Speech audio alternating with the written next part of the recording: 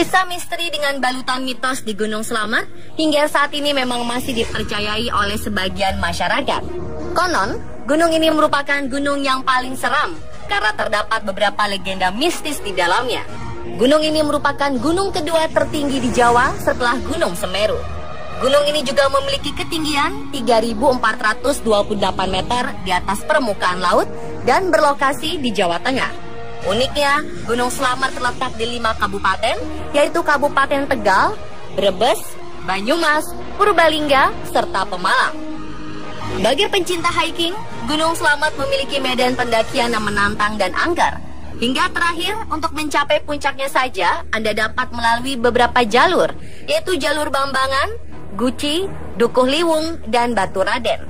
Berdasarkan cerita yang ada, asal mula nama Slamet diambil dari bahasa Jawa yang artinya selamat.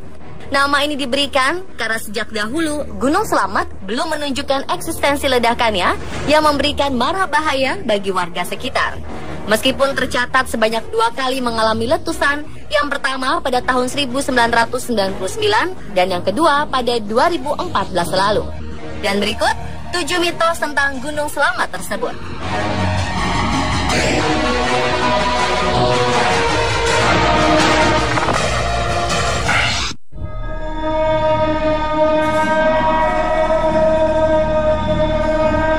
Di jalur pendakian Guci, terdapat misteri yang terkenal angker.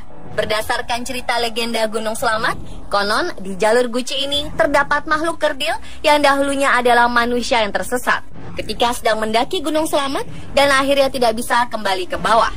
Makhluk kerdil tersebut awalnya mencoba bertahan hidup dengan memakan dedaunan dan hewan. Namun seiring berjalannya waktu, makhluk kerdil tersebut kehilangan jati dirinya sebagai manusia karena terlalu lama hidup seperti hewan. Makhluk kerdil tersebut sering bersembunyi karena takut jika bertemu pendaki. Meskipun ia takut terhadap manusia, namun apabila pendaki mendirikan tenda di sekitar pelawangan dan meninggalkan makanan di depan tenda, maka makhluk kerdil ini akan mengambil dan memakannya tanpa disadari si pendaki.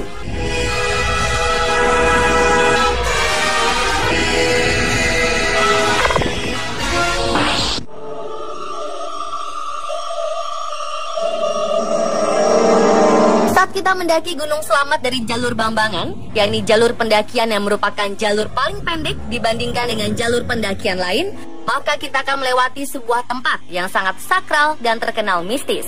Hal tersebut dikarenakan adanya 2 pohon besar yang berjejer di jalur pendakian Bambangan, sehingga seperti membentuk sebuah pintu masuk, yang dikaitkan dengan pintu masuk menuju kerajaan gaib Gunung Slamet.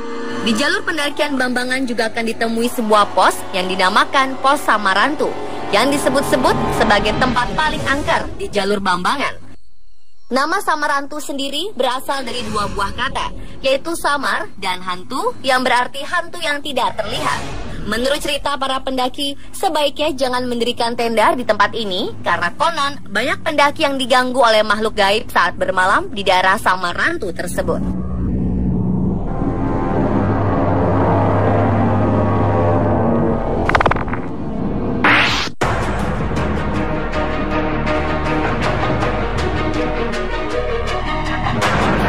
Mitos ini banyak diyakini warga karena letak Gunung Slamet yang memang nyaris berada di tengah-tengah antara pantai utara dan selatan. Gunung ini juga letaknya berada di tengah-tengah Pulau Jawa. Dan menurut cerita, jika Gunung Slamet meletus, maka akan membuat parit besar atau selat yang menyatukan laut selatan dan utara. Cerita ini telah lama berkembang di warga Banyumas dan sekitarnya. Mitos ini kemudian dihubung-hubungkan dengan ramalan Ki Jayabaya yang menyebut suatu saat Pulau Jawa akan terbelah 2. Entah ramalan atau mitos warga yang lebih dulu beredar, namun kedua hal itu seolah berhubungan satu sama lain, bahwa Pulau Jawa akan terbelah 2 dan Gunung Slamet adalah sumbunya. Namun jika dihubungkan lagi dengan Gunung Krakatau, seolah hal tersebut bukan hal mustahil. Gunung Krakatau yang terletak di Selat Sunda dan pada tanggal 27 Agustus 1883 silam meletus dahsyat dan mengakibatkan terciptanya awan panas dan gelombang tsunami yang menyebabkan sekitar 36.000 jiwa tewas. Para peneliti juga menyebut jauh sebelum letusan tahun 1883, Krakatau pernah meletus hebat dan membuat Pulau Jawa dan Sumatera terpisah.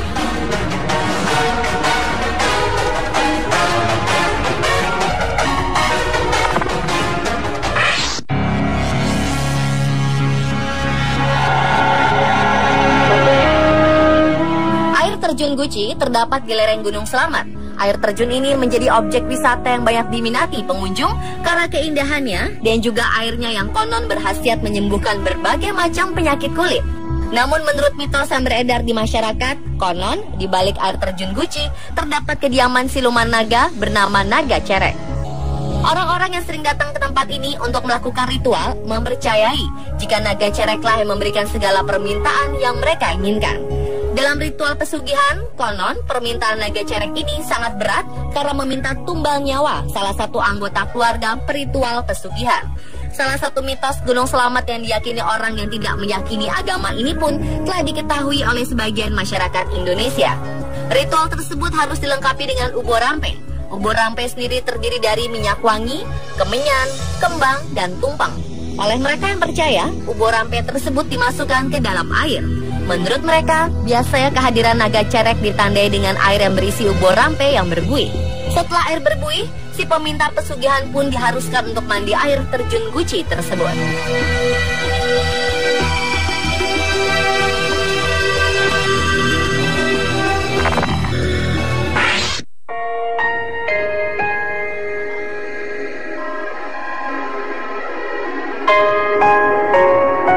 Misteri Gunung Selamat lainnya adalah pada puncak tertingginya. Puncak tersebut bernama Puncak Surono.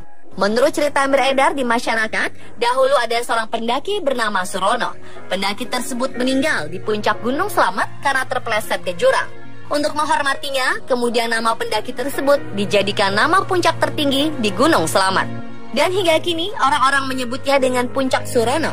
Selain itu, di Puncak Surono juga terdapat tugu untuk mengenang almarhum Surono. Walaupun sebetulnya hal ini belum bisa dipastikan kebenarannya.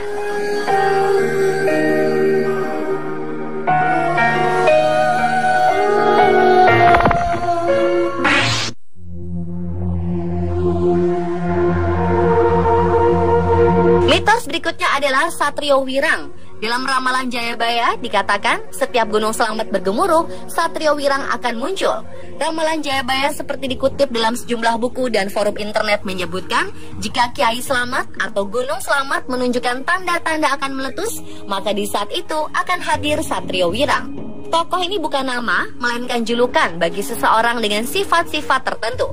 Dikatakan Satrio Wirang berkaitan erat dengan Satrio Piningit, sehingga menurut mitos, pada saatnya Satrio Wirang akan muncul setelah Satrio Piningit memenangkan pertempuran dengannya. Satrio Wirang akan kehilangan banyak pasukan karena pada akhirnya ia kalah. Satrio Wirang berarti atau bermakna seorang pemimpin yang telah bertarung dalam medan peperangan kemudian kalah. Selain kalah, Satrio Wirang tidak terima dengan kekalahannya, kemudian mengajak para pengikutnya untuk menjegal Satrio Piningit. Ada banyak versi dari Satrio Wirang ini. Dari sudut pandang tertentu, Satrio Wirang adalah korban, sedangkan pada sudut pandang lain, Satrio Wirang bagaikan sosok jahat yang kalah bertarung. Namun terlepas dari kebenaran ceritanya, legenda letusan Gunung Selamat memang selalu menyimpan misteri.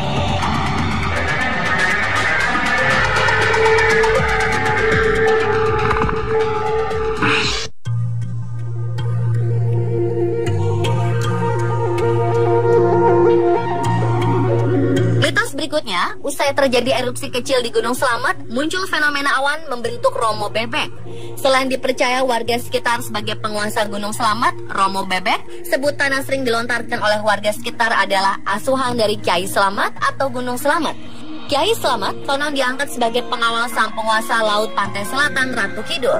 Kiai Selamat diserahi tugas oleh Ratu Kidul untuk mengasuh dua gunung di dekatnya, yaitu Gunung Sindoro dan Gunung Sumbing. Kemunculan Romo Bebek ini pun diyakini sebagai simbol perbuatan untuk angon, saling mengasuh sesama warga, atau dalam artian luas, yaitu menuntun atau mengarahkan kepada hal yang baik. Sehingga muncul penampakan awan Romo Bebek sebagai nasihat agar saling mengasuh, mengasah, dan mengasihi.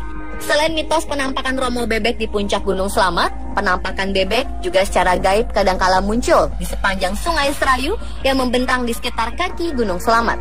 Selain dalam bentuk kawanan bebek, juga kadang muncul dalam bentuk kawanan kerbau di sepanjang hulu dan hilir sungai.